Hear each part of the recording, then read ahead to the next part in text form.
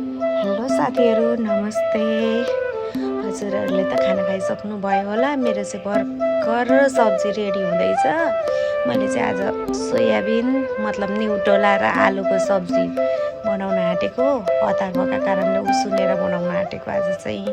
अरू बेला चाहिँ न्युटोलालाई भिजाएर निचोरेर बनाउँथेँ। आज चाहिँ उसिनेर बनाउँदैछु। यता मेरो खाना पाक्दैछ।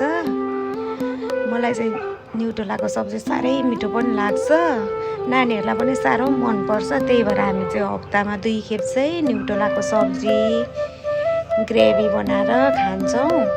अब युट्युबहरूमा डक्टरहरूले भन्दा न्युटोलामा चाहिँ पर्याप्त मात्रामा भिटामिन प्रोटिन होइन शरीरलाई चाहिने जति सबसे बढी भिटामिनहरू पाइन्छ भन्नु पनि हुन्छ। त्यही माथि नानीहरूलाई पनि एकदम मनपर्ने भएर हामी चाहिँ न्युटोलाको सब्जी आलु मिसाएर बनाएर खान आँटेको। आज चाहिँ तपाईँहरूले के सब्जी खानुभयो कमेन्ट गर्नु होला है।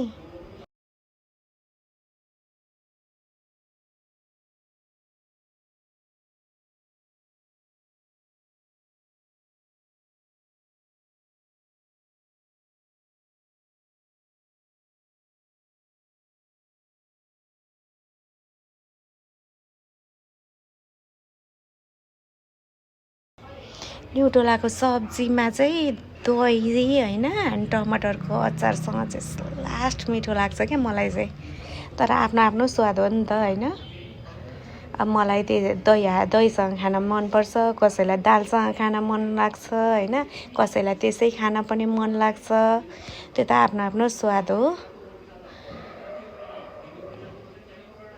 हेर्न सक्नुहुन्छ मेरो सोयाबिनको सब्जी पाकिसक्यो। अब तातो भात र दही सोयाबिनको सब्जी टमाटरको अचार खाने हो। तपाईँहरू पनि हेरेर इन्जोय गर्नुहोला।